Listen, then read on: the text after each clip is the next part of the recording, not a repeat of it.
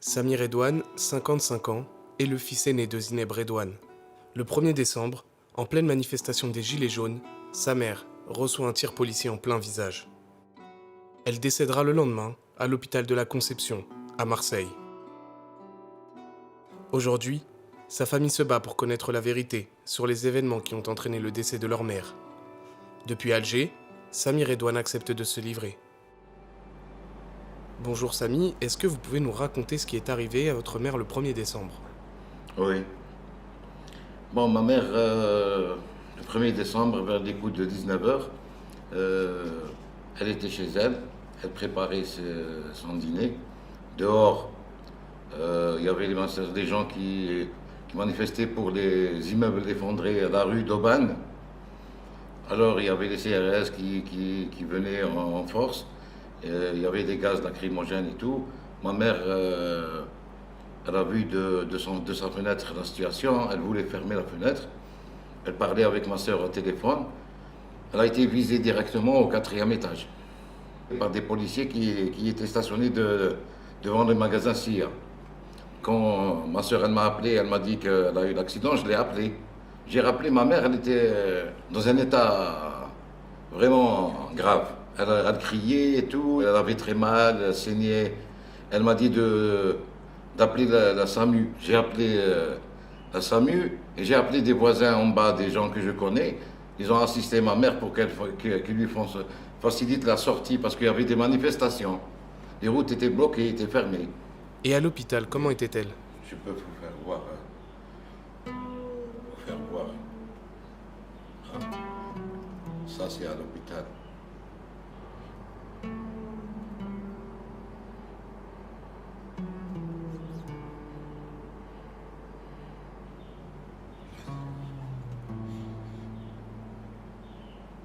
Quand je vois ça, je suis vraiment sous le choc. Je peux même pas supporter. J'ai le cœur qui me fait mal. Ces photos que montre Sami remettent catégoriquement en cause la version de la police, de l'IGPN et du parquet qui avait assuré que le tir des CRS était en cloche, donc non tendu et non dirigé vers la vieille dame. Les blessures sous le nez et les os de la mâchoire brisés confirment sans aucun doute que le tir était tendu et dirigé vers Zineb Redouane, un tir interdit par la législation. Les autorités françaises ont conclu à une mort des suites d'un arrêt cardiaque, alors qu'en Algérie, les médecins ont conclu à un décès des suites d'un tir en plein visage. Quel est le scénario le plus plausible selon vous? Moi déjà, j'avais le rapport de l'autopsie de ma mère de la médecine légale à Marseille. Quand j'ai fait la comparaison, le résultat du rapport d'autopsie d'Alger, il est plus précis que celui de Marseille. Ils disent ici, de ces constatations nécroscopiques et des éléments recueillis, des documents transmis par l'autorité compétente de Marseille et de l'interrogatoire de la famille, il résulte que la nommée Zerari Zineb, âgée de 80 ans, a présenté un important traumatisme facial imputable à l'impact d'un projectile non pénétrant à surface contondante pouvant correspondre à une bombe lacrymogène. Que l'importance de ce traumatisme est directement responsable de la mort par aggravation de l'état antérieur de la défunte, malgré les soins intensifs prodigués en urgence. Au départ, il y a le procureur de la République de Marseille, M. Tarabeu, il a déclaré que c'était pas dû à... Il s'est trompé. C'était pas dû à la bombe lacrymogène. Il s'est trompé. Mais par rapport au rapport d'autopsie, c'est bien précis que c'était la cause c'était la bombe lacrymogène. En Algérie, une enquête a-t-elle été ouverte?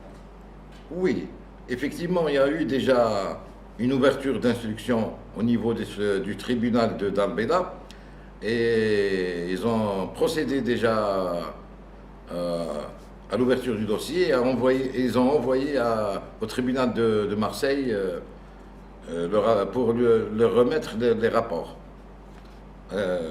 Ils ont commencé l'instruction. Et moi, je me suis présenté partie civile. Et aujourd'hui, qu'attendez-vous de la justice française? Jusqu'à maintenant, personne n'a essayé de nous joindre du côté des autorités françaises. Je souhaite qu'ils font la lumière sur cette affaire. C'est un crime. Il faut élucider ce crime. Il ne faut pas qu'il reste impuni. Moi, je demande à la justice française de faire vite et de clore ce dossier rapidement pour ne pas aggraver nos émotions